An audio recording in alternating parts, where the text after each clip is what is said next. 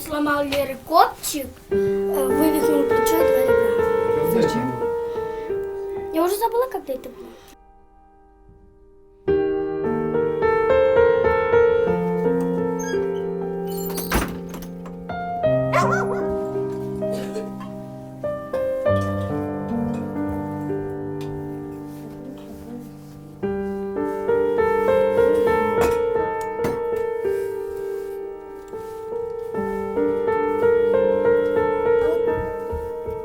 Постоянно с веником ходишь.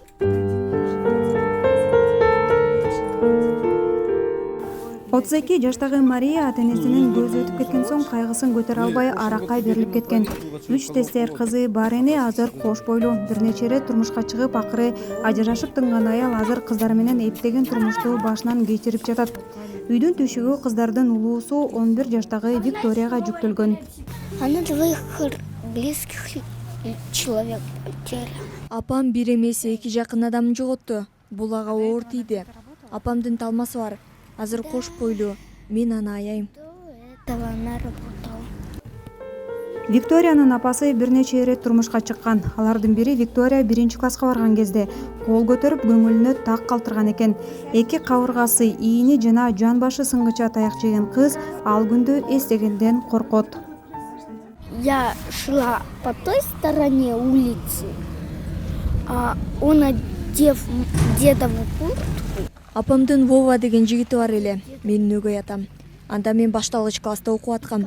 Курбу кызым менен мектептен чыгып ойноп алып, анан үйгө келе жаткам. Вова үйгө жакын жерде мас туруптур. Мен андан коркуп чоң энемдикине кетип калдым. Ал жерде түнөдүм. Эртеси үйдү көздөй келе жатсам, артымдан таятамдын курткасын кийген бирөө келаткан. Таятамго дегем. Көрсө Вова экен. Мага жетип келип, кайда жүрөсүң деп көчөдөн сабады. Катуу койгулады. Коркконуман үйгө кирип уктадым. Тура албай калганда апамдын аталаш сиңдиси келип мени алып кетти. Ооруканадан рентгенге түшүрдү. Ошондо сөөктөрүм сынганы билинди. Караколго чейин алып барып дарылатып жүрүштү. а когда меня повезли на рентген, оказалось, что вот это вот плечо не вот так, а вот так. Разошлось. Да. Викториянын 9-6 жаштагы сиңдилери бар. Жакында көз жарганы турган апасы 3 кыз үчүн азыр мамлекет чыгарган 2400 сомдун көзүн карап жашайт. Өпчап турмушту баштан кечирип жаткан кыздар дээрлик ачка жүрүшөт. Айла кеткенде кошунасынын тоокканасынан көгүчкөн кармап келип тамак жасап жей турганын айтышты. Түп районундагы социалдык коргоо кызматынын балдарды коргоо бөлүмү мындай үй бүлөлөрдү каттоого алып, алар менен иштеп келет.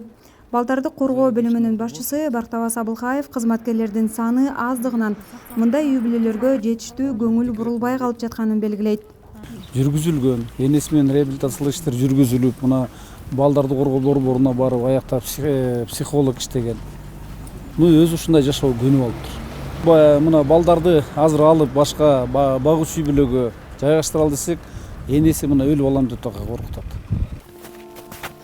Ушул тапта сот кызматкерлер жашы жете эле кыздардын тагдырын ойлоп, Марияны энелик укуктан ажыратып, өзүн жана кыздарды реабилитациялык борборлорго жайгаштыруу маселесин карап жатышат. Бирок жумушу жок, кыздарын багууга шарты жок болгонуна карабай, Мария кыздарын жанынан чыгаргысы жок. Ради них я и живу. Азыр бул үй бүлө айылдагы кайрымдуу адамдар, Орус чиркөөсү, мусулмандар мечитинин кайрымдуулугу менен күн көрүп жатышат. Түп айылындагы Орус диаспорасынын өкүлү Наталья Феофанова тестер кыздар азыр кооптуу абалда турганын белгилейт. От имени общественности, от имени православного храма, тюбского христианского. Айылдагы православ чиркөөсү, орус диаспорасы буларды жакшы карайбыз. Марина өзү элдин жардамын милдеттүү катары кабыл алат. Азыр кыш келди. Кыздары жылаңайлак чуркап жүрөт, тамагы жок. Эми булардын келечеги кандай болоору күмөн жаратат.